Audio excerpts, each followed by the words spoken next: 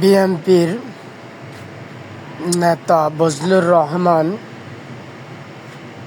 ওরফে বজলু পাগলা দেশদ্রোহী রাজাকার।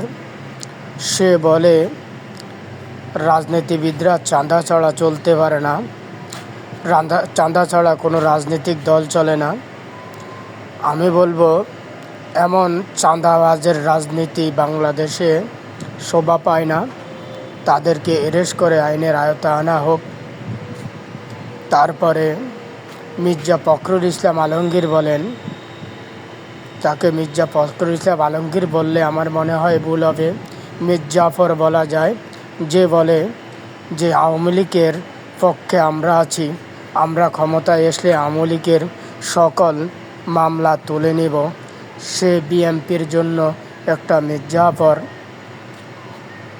সে একবারও ভাবেনি বিএনপির নেত্রীকে 12-13 বছর কারাগারে আটক করে রেখেছে। বিএনপির একজন নেত্রীর সন্তানকে কারাগারে রেখে পিটে মেরে ফেলেছে, আরেকটা সন্তানের মেরুদণ্ড ভেঙে ফেলেছে। সেই বিএনপির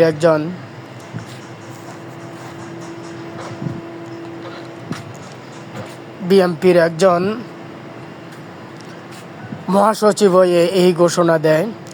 আরও একজন বলে যে আওয়ামী লীগের জন্য আমরা আছি, আমরা থাকতে আওয়ামী লীগের এক ফুলের টোকাও কেউ দিতে পারবে না।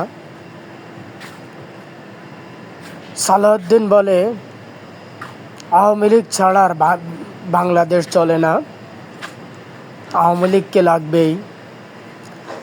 এমন ভারতীয় দালালদেরকে, এমন ভারতীয় চাটুকারদেরকে, আওয়ামী লীগের পাওচাটা গোলামদেরকে রাষ্ট্রের দায়িত্ব তাদেরকে অ্যারেস্ট করে আইনের আওতায় আনা, রাষ্ট্রকে দালাল মুক্ত করা, স্বৈরাচার মুক্ত করা, চাঁদাবাজ মুক্ত করা এবং তাদের দোসর হয়ে যারা সেই রাজনীতি করে তাদের সকলকে আইনের আওতায় আনা।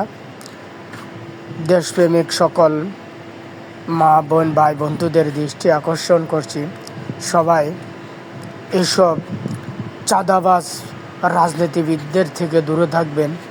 এসব রাজাকারদের থেকে রাষ্ট্রকে দূরে রাখার চেষ্টা করবেন। আপনার মূল্যবান ভোট কোনো টাকার কাছে বিক্রি করবেন না। ধন্যবাদ। আল্লাহ হাফেজ।